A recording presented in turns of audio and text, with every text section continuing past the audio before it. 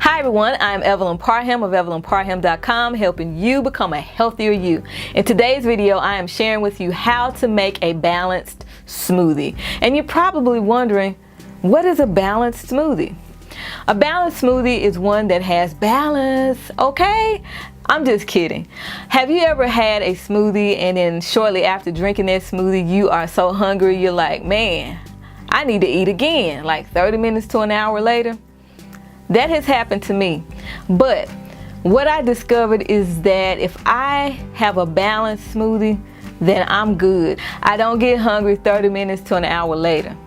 I am good for a good 3 to 4 hours. Okay, and it really depends also on my activity level and how much I'm working out and how active I am on that particular day. So here is what you need to include in a balanced smoothie. You need to have all 3 macronutrients in there, all right? You need to have your carbohydrates, your protein, and your fat. And here are some examples of what I'm talking about.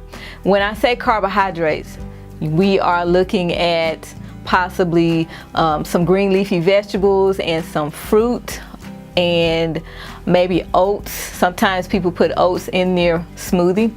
Another example of the proteins would be protein powders, plant-based protein or whey or whatever protein powder that you like. Also Greek yogurt and also collagen. Those are sources of protein.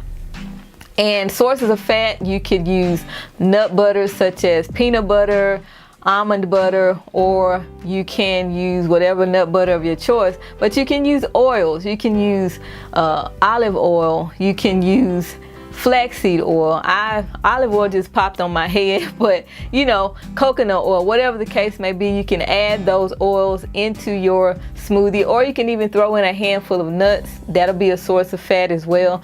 So make sure you add all of that into your smoothie so that you can get balance. If you don't care about balance, then you don't have to add the stuff in there. But for me, when I have a smoothie that is for a meal replacement, it has to have some balance.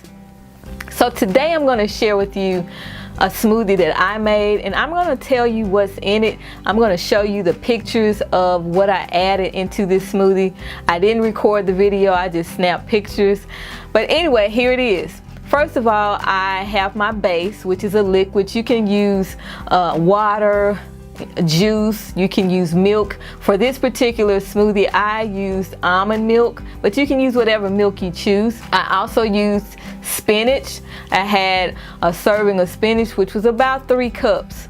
And then I added some berries. I had frozen strawberries and some blackberries. I'm not a blackberry person, but I had a little bit too many blackberries in there because it tasted a little bitter, but that was okay.